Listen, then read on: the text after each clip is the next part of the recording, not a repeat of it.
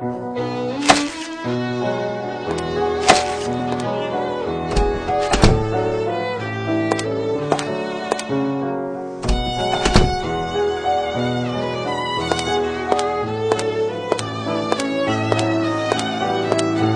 Mr. Grimble, I didn't expect to see you here at this hour. I am worried about Miss Lavinia, needless to say. I also thought I might learn something of interest about the investigation. This difficulty, if it persists, can do great harm to the business. Sir Bromsby and Miss Lavinia had rather strained relations, it seems. Well, Sir Bromsby and Miss Lavinia have never got on very well. Of late, their distance had grown due to the influence of several incidents. What sort of incidents, precisely? I do remember one instance in India, where Sir Bromsby attacked a friend of Miss Lavinia. He was our native cartman's son. It seems he spilled a jug full of water that was intended for Sir Bromsby to wash his face. Bromsby began cursing and thrashing the boy before his daughter's very eyes.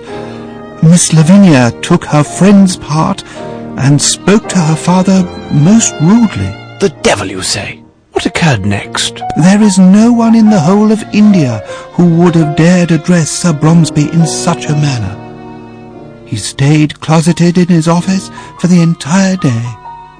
The next day he fired the carter. But despite these incidents, I am still sure that Miss Lavinia sincerely loved her father. I'm sorry, but I have to go. All right, as you wish. I shall remain here.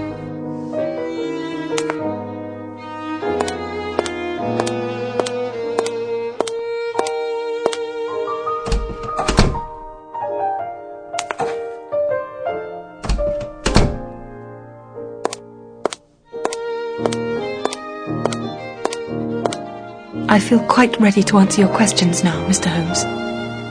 Yesterday I was not in my right senses. I do want to encourage you, on the sound advice of Mr. Grimble. He explained to me that everything my father built during his entire life may collapse unless this gossip ceases and this matter is resolved. Do you agree, Mr. Holmes?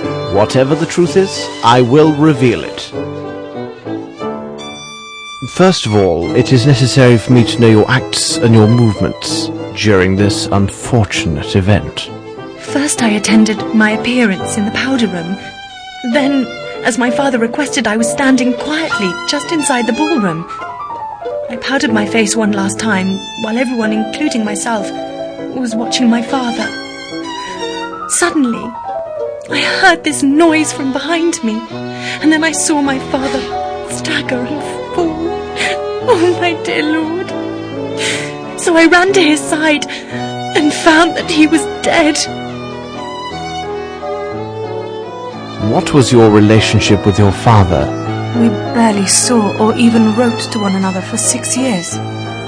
But the father that met me upon my return was not the man I remembered.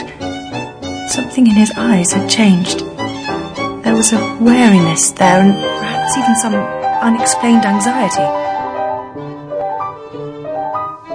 Forgive me, but it seems Lieutenant Harrington has made himself responsible for your care. Oh, he has proved himself to be most gallant and considerate. I have no friends here, other than Mr. Grimble. Mr. Harrington neither requested nor expected any recognition for his kind interventions, and was most attentive yesterday evening. Thank you for answering my questions, miss. Oh, it is me who should be thanking you. As I mentioned to you before, if this investigation is to proceed properly, it'll be necessary to examine your father's personal documents. May we see his office? I suppose Sir Bromsby kept his papers in this drawer. Watch out! Good God! It must be one of Fowlett's inventions. Sir Bromsby mentioned he had asked his lawyer to devise security measures to protect his private documentation. I remember now that Fowlett has a unique passion for mechanizations and automatons. I had no idea what kind of devices he had created. Inspector Lestrade, I give you leave to tend to your appearance. I doubt you can return to the yard in such disrepair. I will now examine this room according to my methods. This bridge is quite impressive.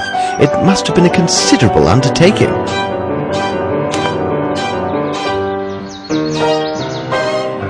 A page from this book has been marked. Let's examine it.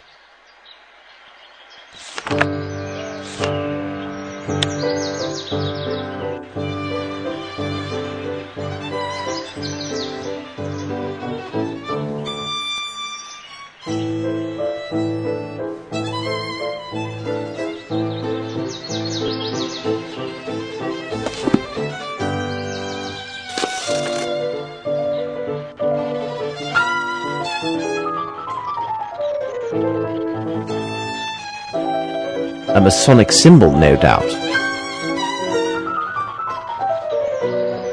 The young Lavinia, with her grandfather, no doubt.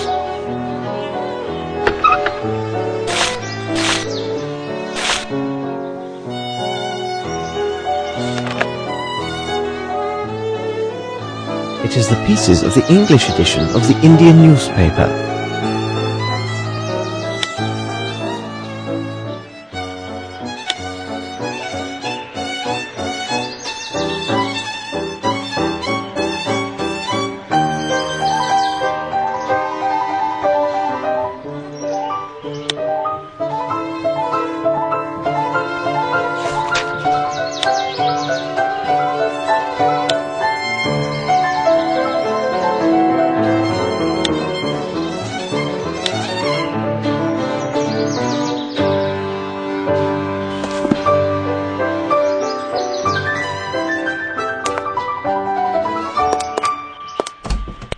Look here! This message just came for me. 2 days ago, Mr. Horace Fowlett was seen leaving for the North Country. The constable for the town of Flatton, where the solicitor resides, obtained this information from Fowlett's neighbours. I have a bad feeling about this, Watson. What would you say to a short jaunt to Flatton to finish off our day? No objection at all, Holmes.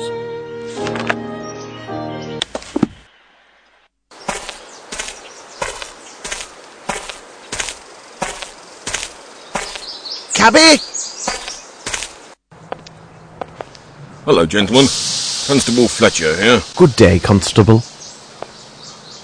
Can you help us? Yes, Inspector Lestrade of Scotland Yard wired me about your arrival and instructed me to do as I would with the Inspector himself. Would you be so good to take us to the neighbours who spoke of that night? Come with me. Here we are. Excellent!